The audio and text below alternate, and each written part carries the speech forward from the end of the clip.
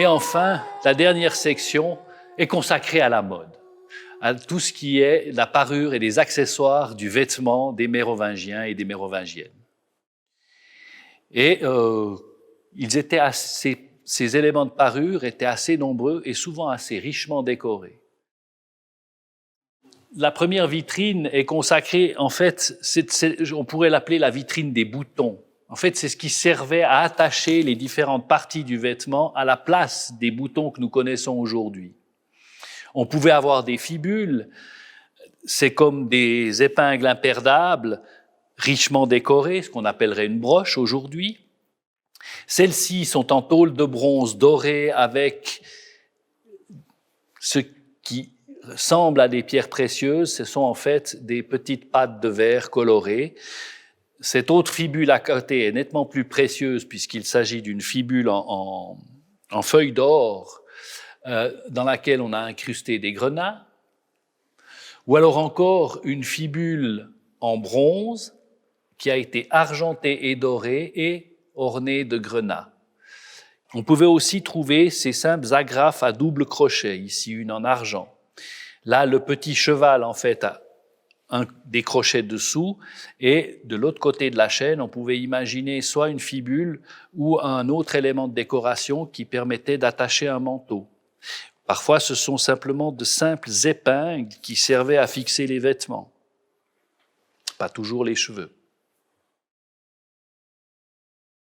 On est souvent un peu assailli par les changements de mode de nos jours, mais l'évolution de la mode n'est pas qu'un phénomène contemporain.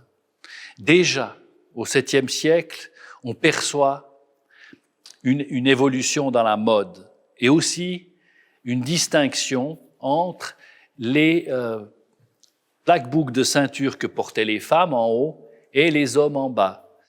Les plaques-boucles des hommes sont en général de taille plus réduite que celles des femmes.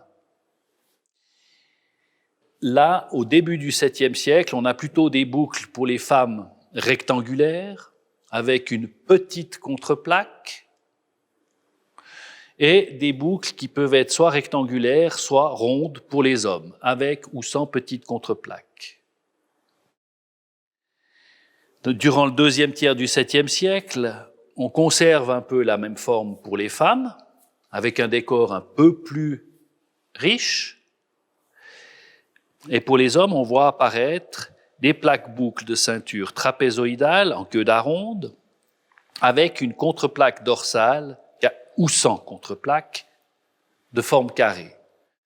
Puis, à partir du milieu du 7e siècle, les plaques-boucles deviennent trapézoïdales et souvent, les bords sont découpés pour épouser le décor qui ornait la surface de la plaque-boucle.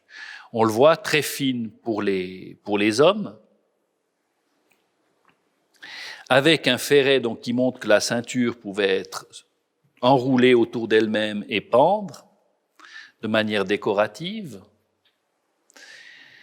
Et à la fin du 7e siècle, c'est là que les femmes portaient les plus grandes plaques-boucles. Une de ces plaques-boucles, avec la plaque, la contreplaque et la boucle, pesait 1,4 kg, sans la partie en cuir. On voit que pour les hommes, c'est toujours beaucoup plus mince, et on a des petits ferrets, des petits éléments qui s'accrochaient à la ceinture, qui permettaient soit d'y suspendre une aumônière ou le baudrier pour fixer l'épée.